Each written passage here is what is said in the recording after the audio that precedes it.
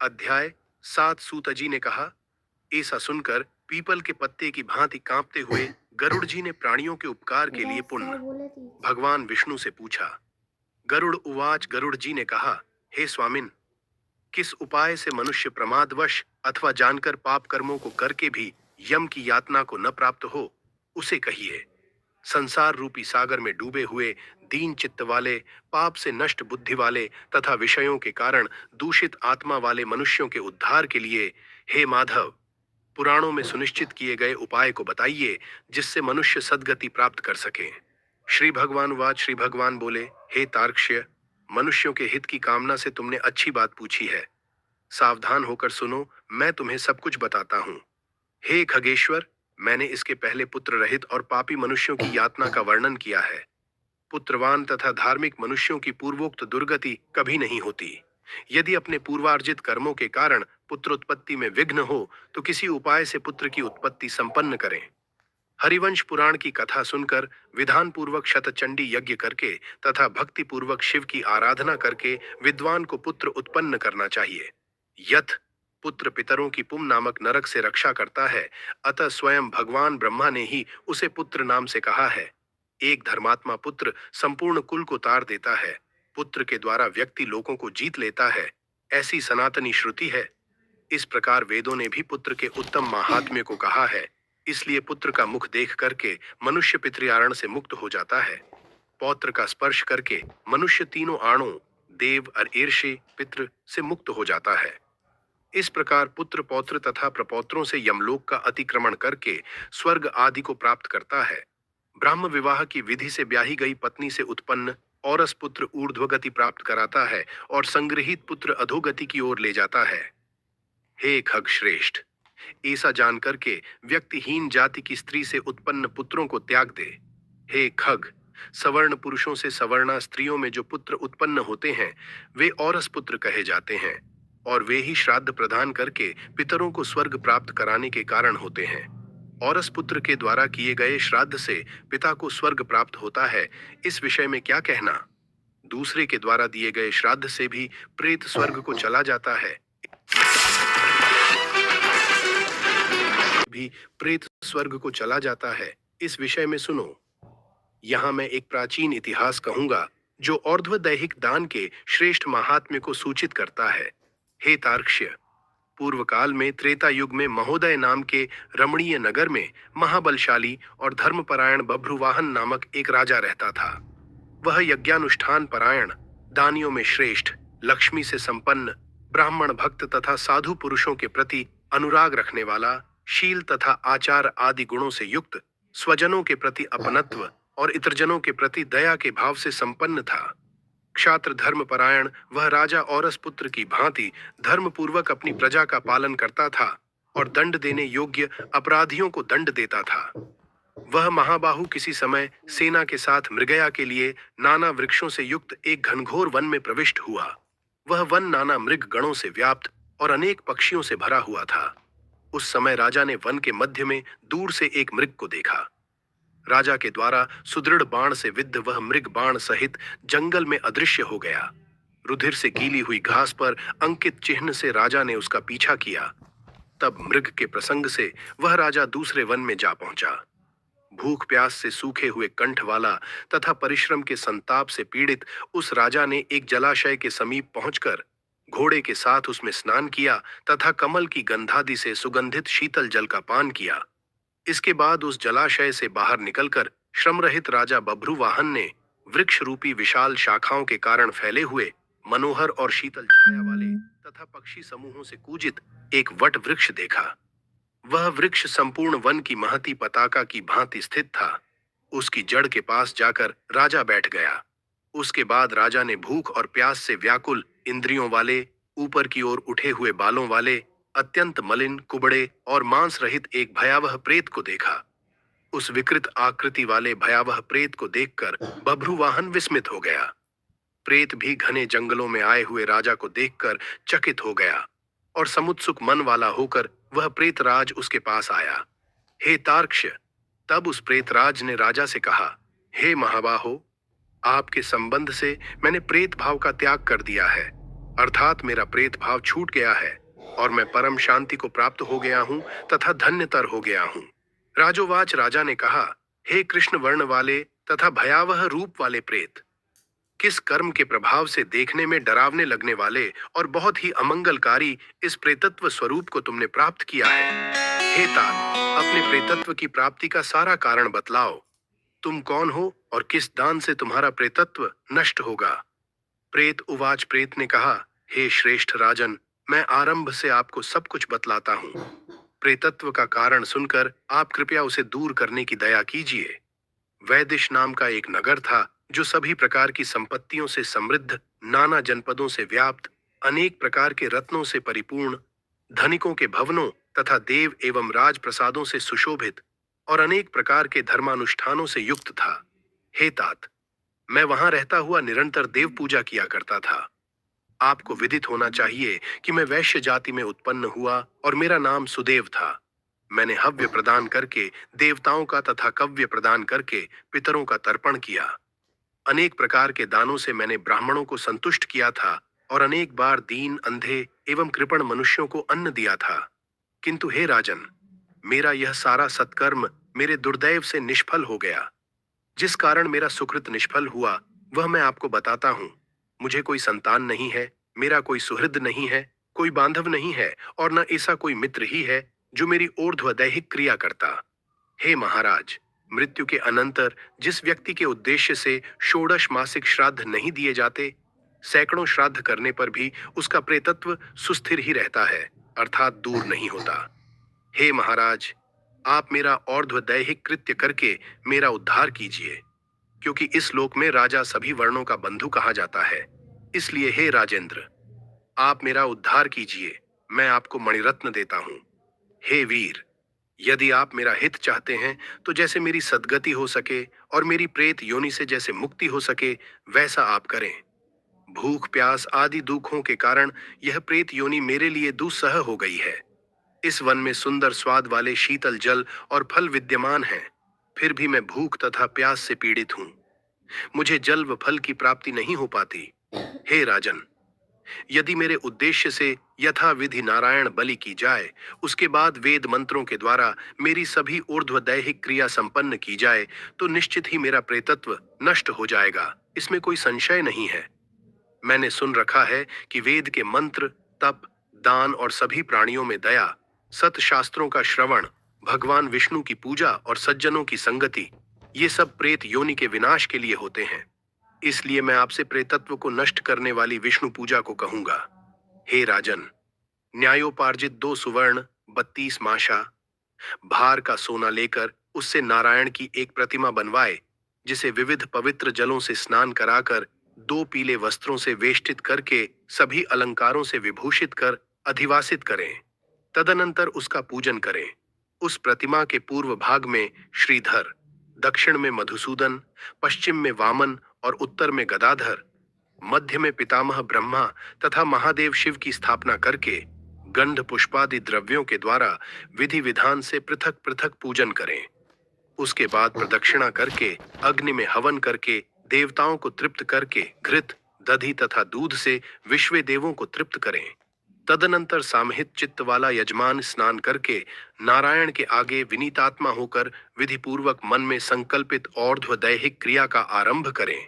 इसके बाद क्रोध तथा लोभ से रहित होकर शास्त्र विधि से सभी श्राद्धों को करें तथा वृषोत्सर्ग करें।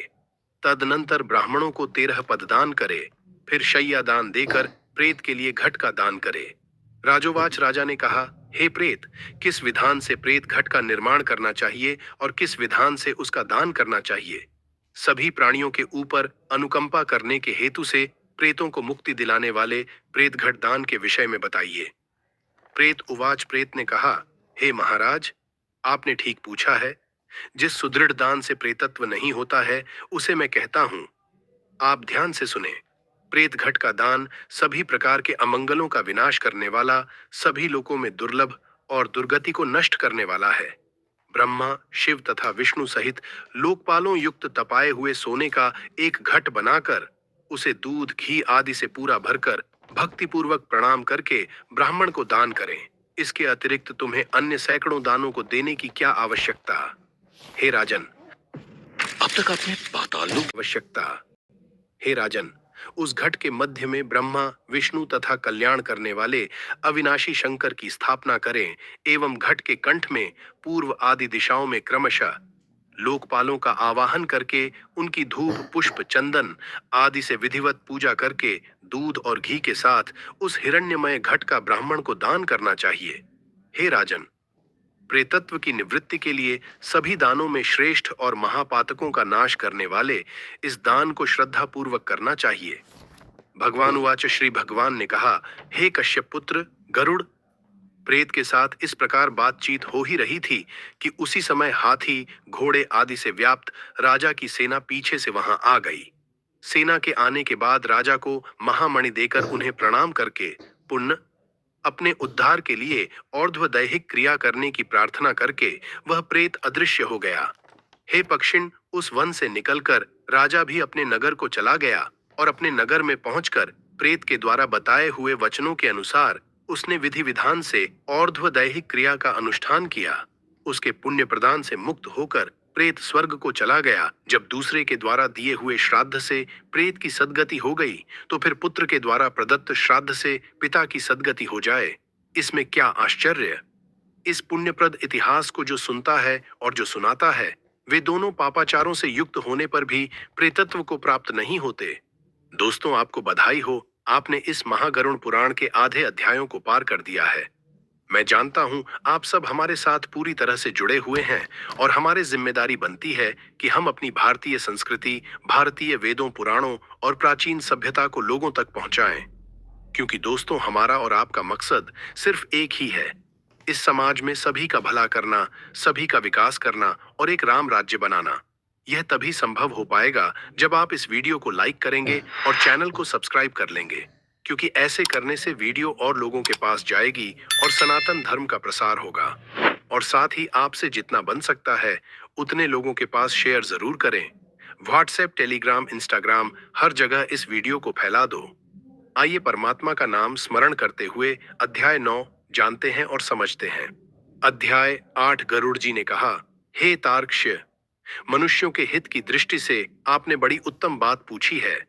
धार्मिक मनुष्य के लिए करने योग्य जो कृत्य है, वह सब कुछ मैं तुम्हें कहता हूं।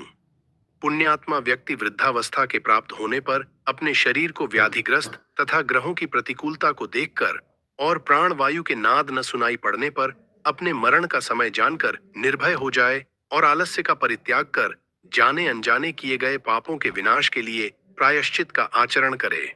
जब आतुर काल उपस्थित हो जाए तो स्नान करके शालग्राम स्वरूप भगवान विष्णु की पूजा कराए। गंध, पुष्प, कुंकुम, तुलसी दल, धूप, दीप तथा बहुत से मोदक आदि नैवेद्यों को समर्पित करके भगवान की अर्चा करे और विप्रों को दक्षिणा देकर नैवेद्य का ही भोजन कराए तथा अष्टाक्षर ऊ नमो नारायणाय अथवा द्वादशाक्षर ऊ नमो भगवते वासुदेवाय मंत्र का जप करें। भगवान विष्णु और शिव के नाम का स्मरण करें और सुने।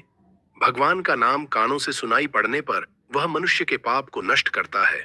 रोगी के समीप आकर बांधवों को शोक नहीं करना चाहिए, प्रत्युत मेरे पवित्र नाम का बार बार स्मरण करना चाहिए। विद्वान व्यक्ति को मत्स्य, कूर्म, वराह, नारसिंह, वामन, परशुराम, राम, कृष्ण, बुद्ध और कल्कि भगवान के ये 10 अवतार हैं। इन 10 नामों का सदा स्मरण कीर्तन करना चाहिए। जो व्यक्ति रोगी के समीप उपर्युक्त नामों का कीर्तन करते हैं, वे ही उसके सच्चे बांधव कहे गए हैं। कृष्ण, यह मंगलमय नाम जिसकी वाणी से उच्चरित होता है, उसके करोड़ों महापातक तत्काल भस्म हो जाते हैं।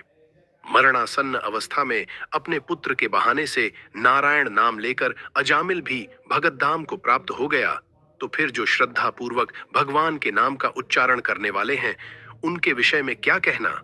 दूषित चित्त वृत्ति वाले व्यक्ति के द्वारा भी स्मरण किए जाने पर भगवान उसके समस्त पापों को नष्ट कर देते हैं, जैसे अनिच्छा पूर्वक भी स्पर्श करने पर अग्नि जलाता ही है।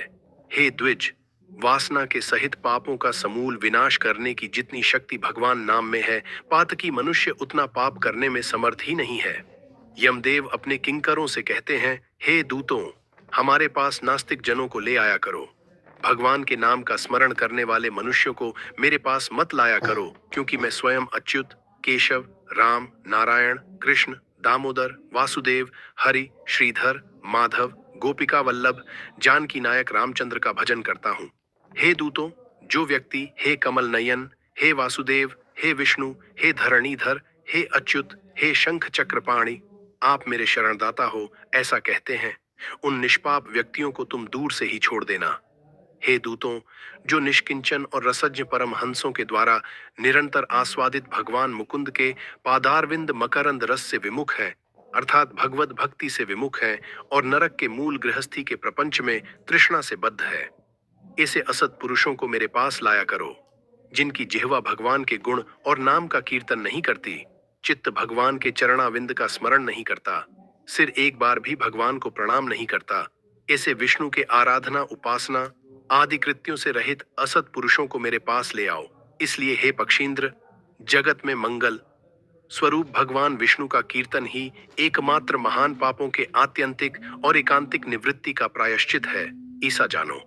नारायण से पराडमुख रहने वाले व्यक्तियों के द्वारा किए गए प्रायश्चित्ताचरण भी दुर्बुद्धि प्राणी को उसी प्रकार पवित्र नहीं कर सकते, जैसे मदिरा से भरे घट को गंगा जी सदृश नदियां पवित्र नहीं कर सकती। भगवान कृष्ण के नाम स्मरण से पाप नष्ट हो जाने के कारण जीव नरक को नहीं देखते और स्वप्न में भी कभी यम तथा यमदूतों को नहीं देखते। जो व्यक्ति अंतकाल में नंदनंदन भगवान श्री कृष्ण के पीछे चलते हैं, इसी गाय को ब्राह्मणों को दान देता है, वह मांस, हड्डी और रक्त से परिपूर्ण वैतरणी नड़ी में गिरता, अथवा जो मृत्यु के समय में नंदनंदन इस प्रकार की वाणी का उच्चारण करता है, शरीर धारण नहीं करता, अर्थात मुक्त हो जाता है। अतः पापों के समूह को नष्ट करने वाले महाविष्णु के नाम का स्मरण करना चाहिए, अथवा गीत या विष्णु सहस्त्र नाम का पठन अथवा श्रवण करना चाहिए। एकादशी का व्रत, गीता, गंगा जल, तुलसी दल, भगवान विष्णु का चरणामृत और नाम, ये मरण काल में मुक्ति देने वाले हैं। इसके बाद घृत और सुवर्ण सहित अन्नदान का संकल्प करें। श्रोत्रिय द्विज वेद पाठी ब्राह्मण को सवत्सा गौ का दान करें। हे तार्क्ष्य, जो मनुष्य अंतकाल में थोड़ा बहुत दान देता है और पुत्र उसका अनुमोदन करता है, वह दान अक्षय होता है। सत्पुत्र को चाहिए कि अंतकाल में सभी प्रकार का दान दिलाए। लोक में धर्मज्ञ पुरुष इसीलिए पुत्र के लिए प्रार्थना करते हैं। भूमि पर स्थित आधी आंखें मूंदे हुए पिता को देखकर पुत्रों को उनके द्वारा पूर्व संचित धन के विषय में तृष्णा नहीं करनी चाहिए। सत्पुत्र के द्वारा दिए गए दान से जब तक उसका पिता जीवित हो, तब तक और फिर मृत्यु के अनंतर आतिवाहिक शरीर से भी परलोक के मर्ग में वह दुख नहीं प्राप्त करता। आतुर काल और ग्रहण काल, इन दोनों कालों में दिए गए दान का विशेष महत्व है, इसलिए तिल आदि अष्ट दान अवश्य देने चाहिए। तिल, लोहा, सोना, कपास, नमक, सप्तधान्य, धान, जौ, गेहूं, उड़द, काकुन या कंगुनी और चना, ये सप्तधान्य कहे जाते हैं। भूमि और गाय, इनमें से एक एक का दान भी पवित्र करने वाला है। यह अष्ट महादान महापातकों का नाश करने वाला है, अतः अंतकाल में इसे देना चाहिए। इन दानों का जो उत्तम फल है उसे सुनो। 3 प्रकार के पवित्र तिल मेरे पसीने से उत्पन्न हुए हैं। असुर, दानव और दैत्य तिल दान से तृप्त होते हैं। श्वेत, कृष्ण तथा कपिल, भूरे वर्ण के तिल का दान वाणी, मन और शरीर के द्वारा किए गए त्रिविध पापों को नष्ट कर देता है। लोहे का दान भूमि में हाथ रखकर देना चाहिए। ऐसा करने से वह जीव यम सीमा को नहीं प्राप्त होता और यम मार्ग में नहीं जाता। पाप कर्म करने वाले व्यक्तियों का निग्रह करने के लिए यम के हाथ में कुल्हाड़ी, मूसल, दंड, तलवार तथा छुरी शस्त्र के रूप में रहते हैं। यमराज के आयुधों को संतुष्ट करने के लिए यह लोहे का दान कहा गया है, इसलिए यमलोक में सुख देने वाले लोहदान को करना चाहिए।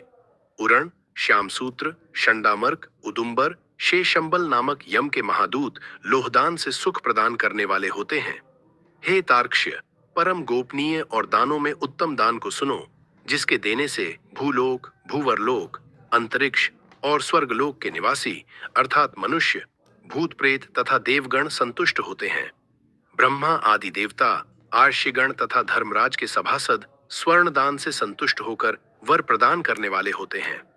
इसलिए प्रेत के उद्धार के लिए स्वर्ण दान करना चाहिए। हे तात, स्वर्ण का दान देने से जीव यमलोक नहीं जाता, उसे स्वर्ग की प्राप्ति होती है। बहुत काल तक वह सत्यलोक में निवास करता है। तदनंतर इस लोक में रूपवान, धार्मिक, वाक्पटु, श्रीमान और अतुल पराक्रमी राजा होता है। कपास का दान देने से यमदूतों से भय नहीं होता। लवण का दान से यम से भय नहीं होता। लोहा, नमक, कपास, तुल और स्वर्ण के दान से यमपुर के निवासी चित्रगुप्त आदि संतुष्ट होते हैं। सप्तधान्य प्रदान करने से धर्मराज और यमपुर के तीनों द्वारों पर रहने वाले अन्य द्वारपाल भी प्रसन्न हो जाते हैं। धान, जौ, गेहूं, मूंग, उड़द, काकुन या कंगुनी और सातवां चना ये सप्तधान्य कहे गए हैं। जो व्यक्ति गोचर्म मात्र, सो गायें और एक बैल जितनी भूमि पर स्वतंत्र रूप से रह सकें, विचरण कर सकें, उतनी विस्तार वाली भूमि गोचर्म कहलाती है। इसका दान समस्त पापों का नाश करने वाला है। भूमि विधान पूर्वक सत्पात्र को देता है, वह ब्रह्म हत्या के पाप से मुक्त होकर पवित्र हो जाता है।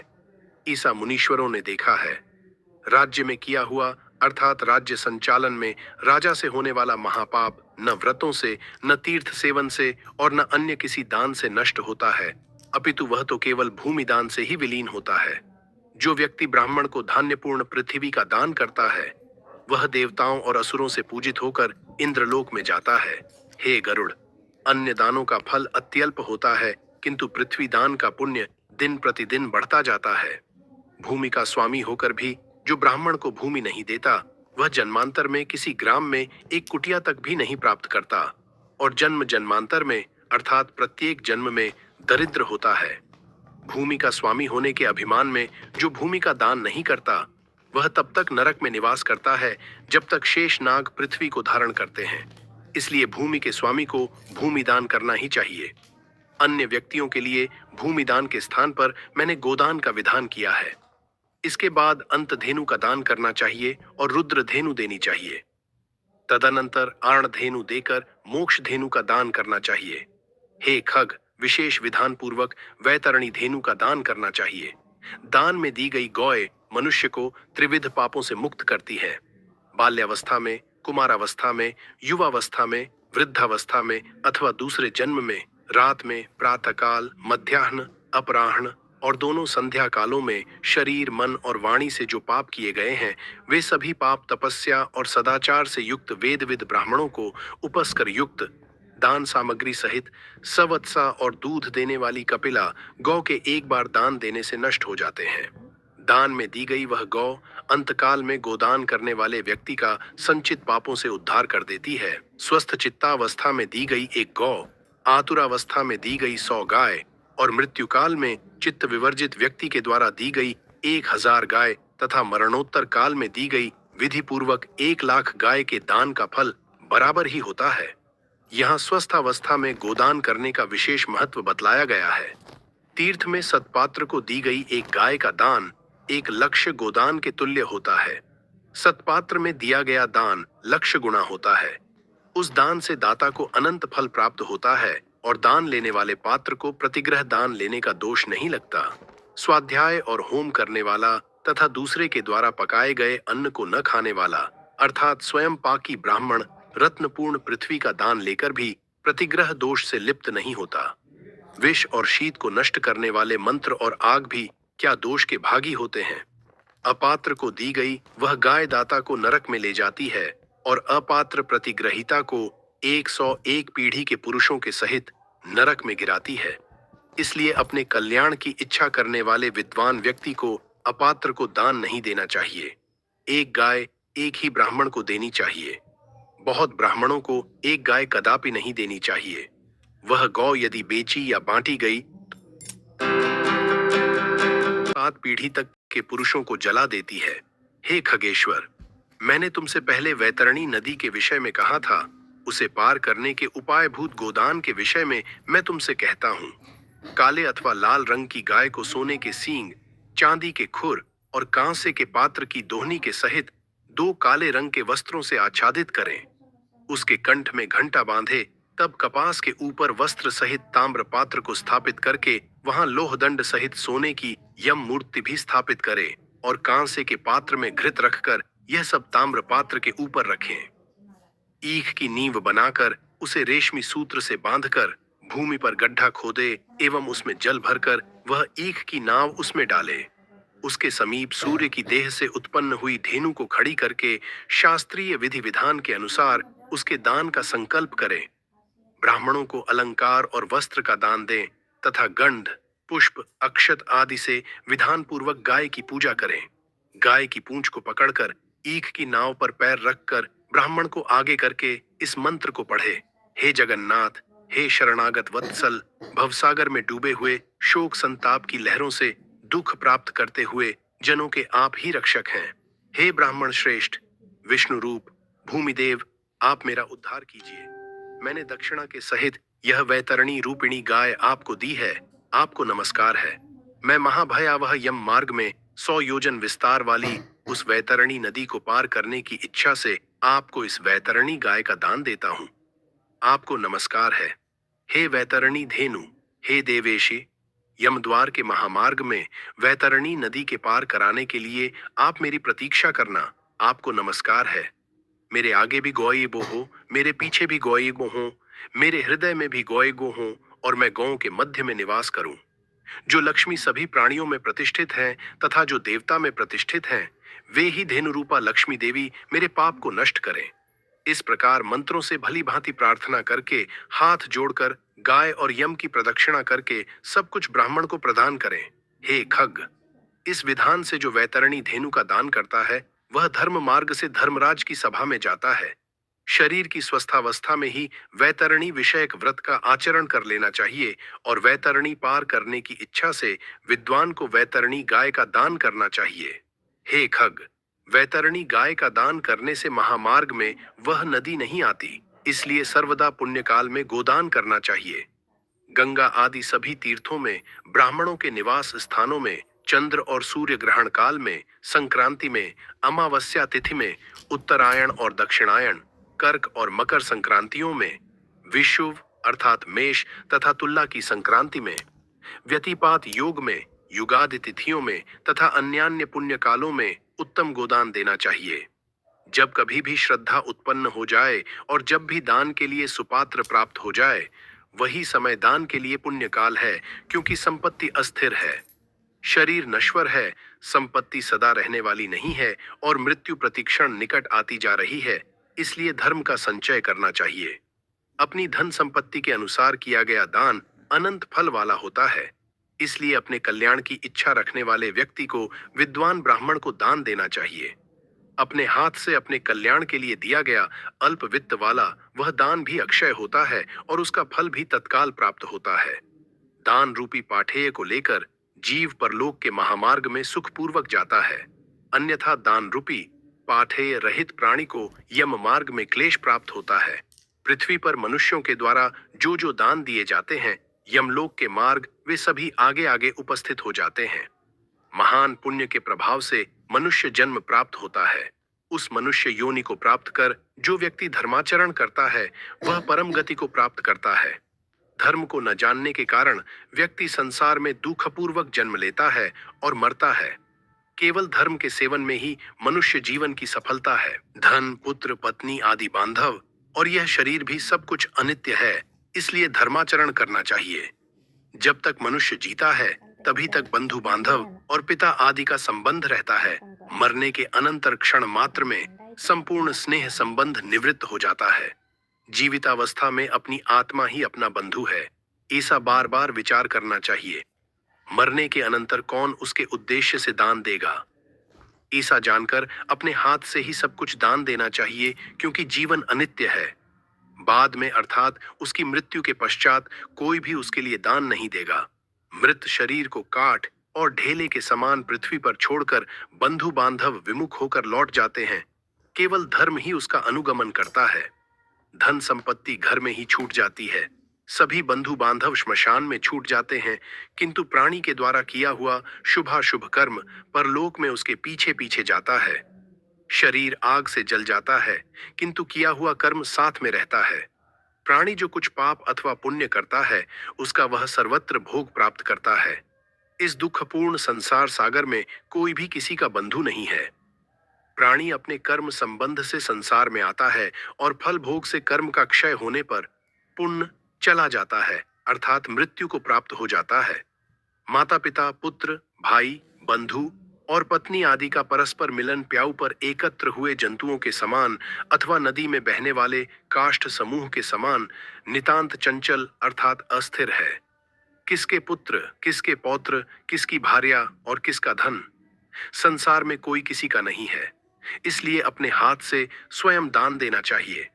जब तक धन अपने अधीन है तब तक ब्राह्मण को दान कर दें, क्योंकि धन दूसरे के अधीन हो जाने पर तो दान देने के लिए कहने का साहस भी नहीं होगा।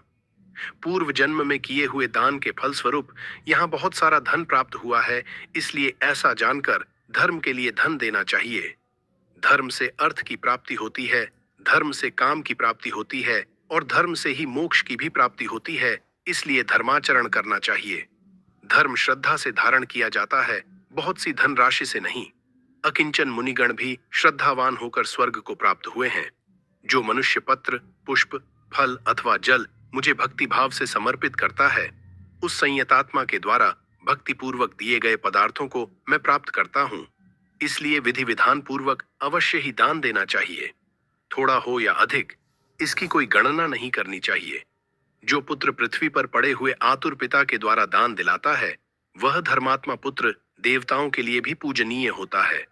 माता पिता के निमित्त जो धन पुत्र के द्वारा सत्पात्र को समर्पित किया जाता है, उससे पुत्र, पौत्र और प्रपौत्र के साथ वह व्यक्ति स्वयं भी पवित्र हो जाता है। पिता के उद्देश्य से किए गए दान से 1000 गुना, बहन के उद्देश्य से किए गए दान से 10,000 गुना और सहोदर भाई के निमित्त किए गए दान से अनंत गुना पुण्य प्राप्त होता है। दान देने वाला उपद्रवग्रस्त नहीं होता, उसे नरक यातना नहीं प्राप्त होती और मृत्यु काल में उसे यमदूतों से भी कोई भय नहीं होता। हे खग, यदि कोई व्यक्ति लोभ से आतुर काल में दान नहीं देते, वे कंजूस पापी प्राणी मरने के अनंतर शोक गमन होते हैं। आतुर काल में आतुर के उद्देश्य से जो पुत्र, पौत्र, सहोदर भाई, सगोत्री और सुहृजन दान नहीं देते, वे ब्रह्म हत्यारे हैं, इसमें कोई संशय नहीं है। अध्याय आनो गरुड़ जी बोले,